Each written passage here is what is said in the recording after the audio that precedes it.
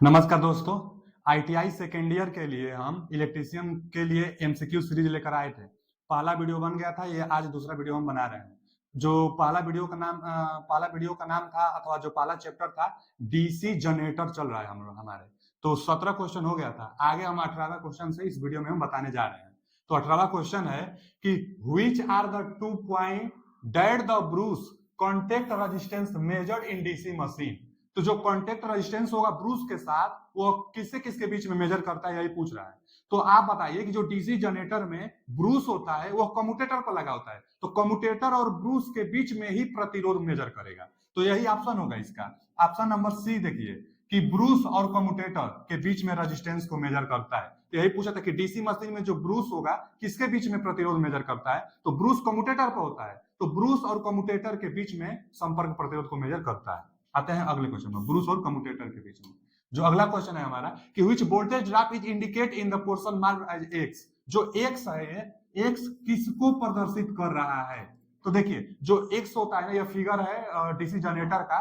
तो DC generator के लिए जो कर्व का ग्राफ होता है, तो आर्मेचर रिएक्शन एक होता है। आर्मेचर रिएक्शन के कारण ओरिजिनल ग्राफ सेम वहां पर फ्लैट टाइप नहीं बन पाता है, थोड़ा सा नीचे बन पाता है। तो इस एक्स को क्या कहते हैं? तो आर्मेचर रिएक्शन कहते हैं।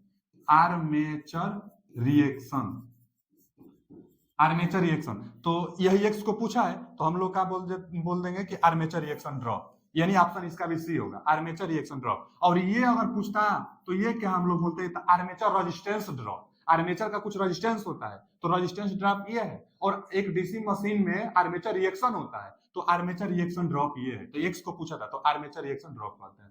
नेक्स्ट अगला question, what is the name of the compound generator if the shunt field is connected in parallel। बोल रहा है ना कि कंपाउंड जनरेटर का नाम क्या है। कंपाउंड जनरेटर पहले किसको कहते हैं? तो जिसमें दो दो फील्ड बाइंडिंग हो, एक सीरीज फील्ड बाइंडिंग, एक शंट फील्ड बाइंडिंग। यदि शंट फील्ड आर्मेचर के साथ समांतर में जुड़ा हो, तो जो शंट फील्ड होता है ना, ये शंट फील्ड है, और आर्मेचर आर्मेचर के साथ समांतर में जुड़ा हो। अच्छा, कंपाउंड है तो एक और बाइंडिंग होगी, तो एक और बाइंडिंग जो होगी वो बाइंडिंग मान लीजिए यहां पर है।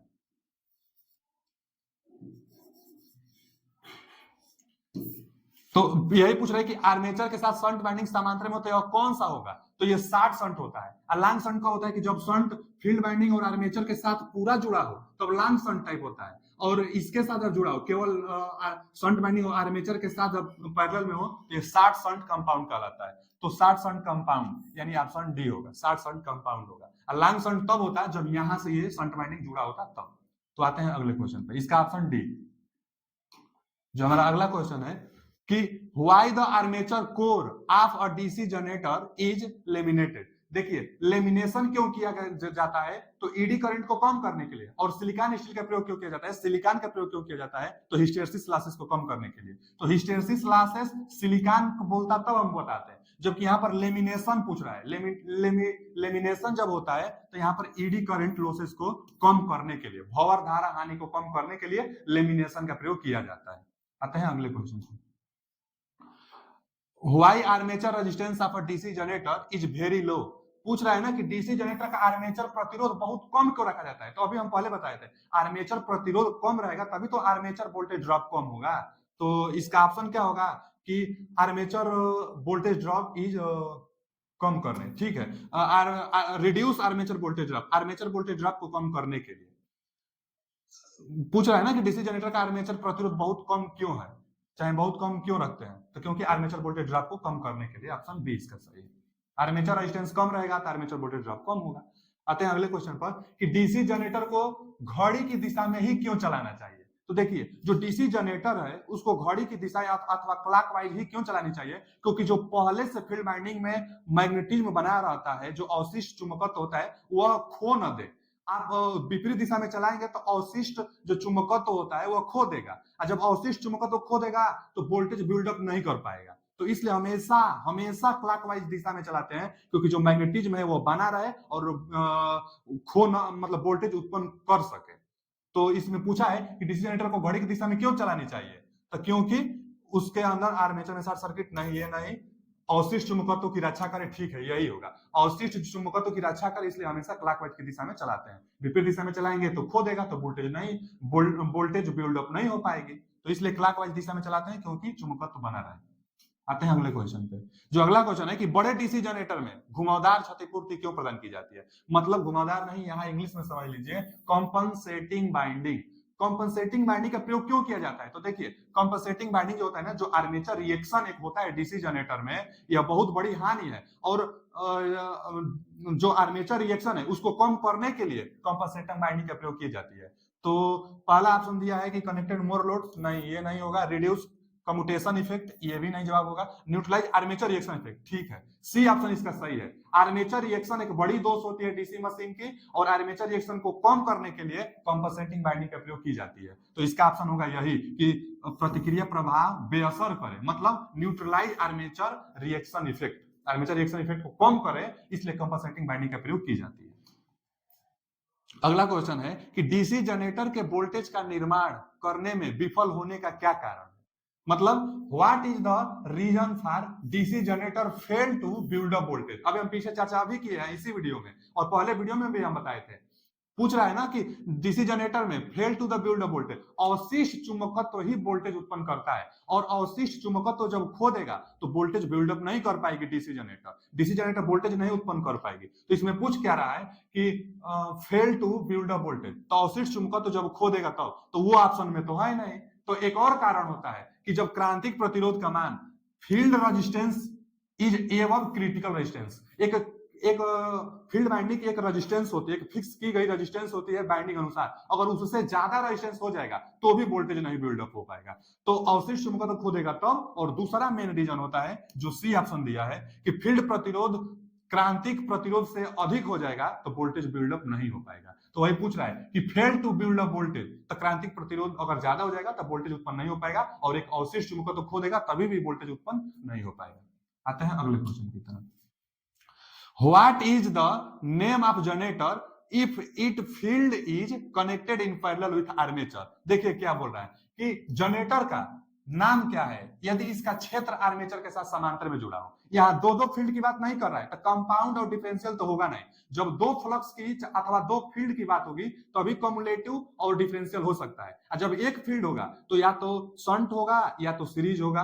तो देख लेते हैं, पहले बोला क्या है कि जनरेटर का नाम क्या है यदि इसका क्षेत्र आर्मेचर के साथ समांतर में हो। देखिए जो आर्मेचर बाइंडिंग होती है हम लोग का, यहाँ पर जो आर्मेचर बाइंडिंग होती है, आर्मेचर जो होता है उसके साथ समांतर में फील्ड हो, तो पूछ रहा है कि कौन सा जनरेटर होगा। तो ये कौन सा होगा? शंट होगा। तो इसमें कौन सा हम लोग बता देंगे? अच्छा इसमें क्या पूछा कि जनरेटर का नाम क्या है यदि इसका क्षेत्र आर्मेचर के साथ समांतर में हो, आर्मेचर के समांतर में, तो शंट होगा। एक पहला ऑप्शन दिया है शंट जनरेटर, तो शंट जनरेटर इसका ऑप्शन नंबर बी। आगे हम लोग दे देंगे कि डीसी जनरेटर में पोल शू का उद्देश्य क्या है। देखिए जो डीसी जनरेटर होता है और इसमें जो पोल शू होता है, डीसी जनरेटर होता है जो पोल बनाई जाती है इसमें, और पोल कैसे होता है तो हम अभी बताते हैं, ऐसे होता है, और इसी को हम लोग क्या कहते हैं? पोल शू कहते हैं, पोल शू। तो जो पोल शू होता है इसका काम क्या है? देखिए ये थोड़ा कर्व आकृति का होता है, और कर्व आकृति से क्या होता है कि यूनिफॉर्म जो होता है ना फ्लक्स को चाहे मैग्नेटिक फील्ड को वितरित कर सके। तो वही separate out flux uniform in the air gap, ठीक है यही ऑप्शन होगा। यूनिफॉर्म मतलब एक समान एयर गैप में फ्लक्स को प्रेषित करे, इसलिए पोल शू का यही कार्य होता है कि कर्व बनाई दी जाती है। तो पूछ रहा है कि डीसी जनरेटर में पोल शू का उद्देश्य क्या है, तो हम लोग क्या बता देंगे कि एयर गैप में समान रूप से फ्लक्स को फैलाए, यही पोल का कार्य होता है। आते हैं अगले क्वेश्चन। जो अगला क्वेश्चन है कि डीसी जनरेटर में स्प्लिट रिंग का क्या कारण है। देखिए ध्यान से, स्प्लिट रिंग, तो डीसी जनरेटर में जो स्प्लिट रिंग होता है, जनरेटर में स्प्लिट रिंग, चाहे मोटर में भी हो, तो दो ऑप्शन, दो चीज आता है, एक स्लिप रिंग आता है जो गोलाकार होता है, और एक स्प्लिट आता है जो गोलाकार ही आकृति की होती है लेकिन ऊपर और नीचे थोड़ा सा कटा हुआ होता है, और यहां से हम लोग कॉन्टेक्ट कार्बन ब्रूस की सहायता से अपना धारा लेते हैं अथवा देते हैं, और यहां से धारा लेते हैं अथवा देते हैं स्लिप रिंग से और स्प्लिट से। तो जो स्प्लिट होता है यह डीसी करंट उत्पन्न करता है, डीसी के लिए इसको प्रयोग की जाती है। और जो ये स्लिप होता है, ये स्लिप है SLIP, और ये स्प्लिट है जो यहां दिया है कि SPLIT स्प्लिट। तो जो स्प्लिट है यह डीसी है, जो स्लिप है वह एसी। तो यही पूछा है ना स्प्लिट रिंग, तो स्प्लिट रिंग इसके डीसी, तो डीसी तो एक समान यूनिफॉर्म करंट फ्लो कराती है। तो पूछ रहा है कि what is the function of split ring, तो डीसी करंट के लिए अथवा यूनिफॉर्म मतलब जो एक दिशा में हो। देखिए यूनिडायरेक्शनल करंट, धारा को एक ही दिशा में, तो ऑप्शन बी सही होगा। क्यों? क्योंकि स्प्लिट पूछा है। तो स्प्लिट रिंग का क्या कार्य है? तो ऑप्शन है कि धारा को एक ही दिशा में एकत्रित करना, धारा को एक ही दिशा में एकत्रित करना, अथवा डीसी के लिए स्प्लिट रिंग का प्रयोग की जाती है।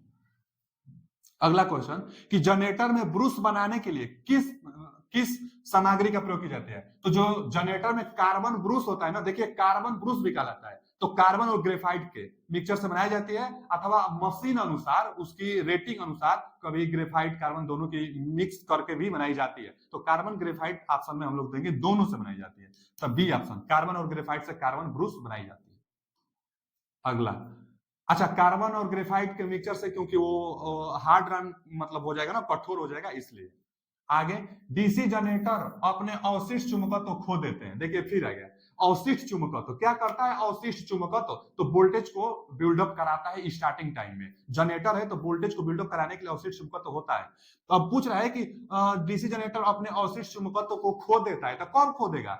जब अवशिष्ट चुंबकत्व तभी खो देगा ना कि जब उसमें जो मैग्नेटिक फ्लक्स है जो पहले से, वह विपरीत दिशा में अगर आप उसको घुमा देंगे तो वो खो देगा।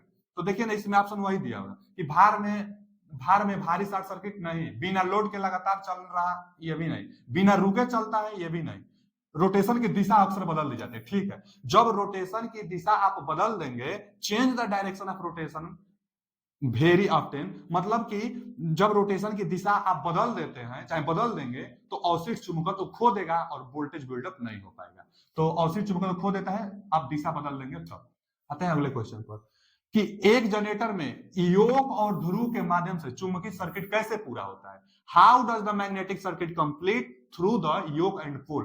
पूछ रहा है ना कि जो ये योक है, डीसी जनरेटर जो योक है, और यहां पर एक पोल होता है, मान लीजिए ये पोल है, यहां पर पोल होता है, इसी तरह चारों तरफ पोल होता है। तो पूछ रहा है कि योक और पोल के बीच जो मैग्नेटिक फ्लक्स होता है, जो चुंबकीय क्षेत्र होता है, वह किससे पूरा होता है? तो यहां पर होता है आर्मेचर कोर, मतलब आर्मेचर होती है, तो इसी से होकर यह पूरा हो जाता है, इसी से अपना पूरा होता है। अगर इधर भी फील्ड रहता है, पोल रहता है, तो यहां से इससे पूरा कर लेता है, यहां रहता है तो यहां से इससे पूरा कर लेता है। मतलब कोर, आर्मेचर कोर, पोल और योक से होकर मतलब पूरा कंप्लीट पाथ बन पाता है। तो पूछ रहा है कि एक जनरेटर में योक और पोल, तो योक और पोल के मध्य से चुंबकीय सर्किट कैसे पूरा करता है? तो आर्मेचर कोर के साथ, आर्मेचर कोर के साथ ही पूरा करती है।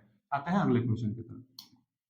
जो अगला क्वेश्चन है, देखिए क्वेश्चन थोड़ा सा छोटा है, ध्यान से पढ़िए कि why the terminal voltage decrease if load increase in DC shunt generator? मतलब डीसी शंट जनरेटर में लोड बढ़ने पर टर्मिनल वोल्टेज कम क्यों हो जाता है? तो आप बताइए, जब लोड बढ़ेगा तो वोल्टेज कम क्यों होगा? क्योंकि लॉसेस होगी। कौन सा लॉसेस होता है डीसी जनरेटर में? तो आर्मेचर रिएक्शन एक लॉसेस है। तो आर्मेचर जो रिएक्शन होता है उसमें वोल्टेज ड्रॉप होने लगती है, जिसके कारण लोड हम लोग के बढ़ने के साथ वोल्टेज जो होता है वह कम होने लगता है। तो ये पूछा है कि डीसी जनरेटर में लोड बढ़ने के साथ टर्मिनल वोल्टेज कम क्यों हो जाता है? तो पहला ही ऑप्शन दिया है कि because of armature reaction effect. ठीक है, पहला ऑप्शन सही है, आर्मेचर प्रतिक्रिया प्रभाव के कारण वोल्टेज कम होने लगती है लोड के साथ साथ, क्योंकि लोड बढ़ेगा तो आर्मेचर रिएक्शन ज्यादा होने लगेगा, तो वोल्टेज कम उत्पन्न होने लगेगी। आते हैं अगले क्वेश्चन पे कि which type of DC generator is used for long distance distribution line? एकदम याद करिए कि जो लॉन्ग डिस्टेंस डिस्ट्रीब्यूशन लाइन होती है ना, जो संचरण लाइन होती है लॉन्ग डिस्टेंस वाली, तो उसमें किस प्रकार के जनरेटर का प्रयोग की जाती है? तो कम्युलेटिव कंपाउंड जनरेटर का प्रयोग की जाती है। कम्युलेटिव कंपाउंड जनरेटर की जब विशेषता पढ़ेंगे तो आप आसानी से जान जाएंगे। तो cumulative compound DC generator long जो दूरी की वितरण होती है प्रणाली व्यवस्था, उसमें प्रयोग की जाती है। आते हैं अगले क्वेश्चन पर कि which method is used to improve the insulation air resistance in DC generator? मतलब डीसी जनरेटर में इंसुलेशन प्रतिरोध को बेहतर बनाने के लिए किस विधि का प्रयोग करते हैं? जो आप ही के पास वायर हो, चाहे इंसुलेशन मशीन हो, डीसी जनरेटर हो, कुछ भी हो, अगर इंसुलेशन जो बाहरी जो लगाई जाती है प्रतिरोध, इंसुलेशन जो बाहरी लगा रहता है, तो इसको अधिक बेहतर कैसे बनाया जा सकता है? तो यही ना कि गीला न रहे या भीजा न रहे, तो इसके लिए आप क्या करेंगे कि गर्म वायु प्रवाहित करा देंगे, तो जो भी नमी होगी वह सूख जाएगी और इंसुलेशन इसका बेहतर हो जाएगा। कुछ भी हो, ये तो डीसी जनरेटर बोला है, कुछ भी हो, अगर इंसुलेशन को बेहतर बनाना है तो गर्म वायु प्रवाहित करा दीजिए आप, जिससे नमी सूख जाएगी और इंसुलेशन बेहतर हो जाएगा। तो इसमें यही दिया है कि प्रतिरोध, जो इंसुलेशन प्रतिरोध होता है, बेहतर बनाने के लिए क्या करेंगे इन चारों में से। तो देखिए, रख रखाव के दौरान मशीन में गर्म, हाँ यही डी ऑप्शन, रख रखाव के दौरान मशीन में गर्म हवा देना। गर्म हवा देने से नमी सूख जाएगी, जिससे इंसुलेशन का मान बढ़ जाएगा, इंसुलेशन प्रतिरोध ज्यादा हो जाएगा। तो इसका ऑप्शन यही डी ऑप्शन इसका करेक्ट आंसर। आते हैं अगले क्वेश्चन की तरफ कि which type of DC generator work in absence of residual magnetism. मतलब फिर वही बात कि अवशिष्ट चुंबकत्व के अभाव में किस प्रकार का डीसी जनरेटर काम करता है। तो देखिए, जब अगर बाय द वे आपके जो फील्ड बाइंडिंग होती है उसमें से अवशिष्ट चुंबकत्व खो देगा, तो आप फिर कैसे स्टार्ट करेंगे इसे। तो अलग से उसमें पहले उसको चुंबकीय गुण लाइए। कभी कभी गाड़ी चलाना होता है तो स्टार्ट नहीं होता है, तो अलग से उस गाड़ी को ठेलना पड़ता है। उसी तरह से जब अवशिष्ट चुंबकत्व खो देगा, और वोल्टेज कैसे उत्पन्न कराई जाती है, तो अलग से आप उसको एक्साइटेड कीजिए। तो इसमें ऑप्शन दिया है कि सेपरेटली एक्साइटेड डीसी जनरेटर, मतलब जो जनरेटर है उसको अलग से आप एक्साइटेड कीजिए, जिससे फिर से वह वोल्टेज बिल्डअप कर देगा। तो आते हैं अगले क्वेश्चन पर। देखिए क्या है कि डीसी जनरेटर में work in the absence of residual magnetism, तो सेपरेटली एक्साइटेड डीसी जनरेटर। तो आज के लिए इतना ही, मिलते हैं अगले वीडियो में। अभी के लिए इतना। अच्छा लगा हो तो like and subscribe and share कीजिए।